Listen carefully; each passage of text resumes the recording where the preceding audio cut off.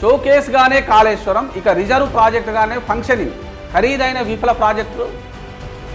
విఫల ప్రాజెక్టుగా చరిత్రలోకి. 3rd TMC ప్రతిపాదన cold స్టోరేజ్లోకి. ప్రాణహితకే రాష్ట్ర ప్రభుత్వం ప్రియారిటీ తాజాగా స్పష్టం చేసిన మంత్రి ఉత్తమ్. ఎలక్షన్ మేనిఫెస్టోలో కాంగ్రెస్ హామీ మరో 50,000 కోట్లు ఖర్చు అంచనా. కేసీఆర్ వైఫల్యానికి ప్రతీకగా పరిమితం అంటూ కాళేశ్వరం ఇక షోకేస్గానే మారే సూచనలు కనిపిస్తున్నాయి. గత ప్రభుత్వంలో నిర్లక్ష్యానికి గురైన ప్రాణహిత చేవెళ్ల ప్రాజెక్టును పునరుద్ధరిస్తామని తాజాగా మంత్రి ఉత్తమ్ కుమార్ రెడ్డి స్పష్టం చేశారు.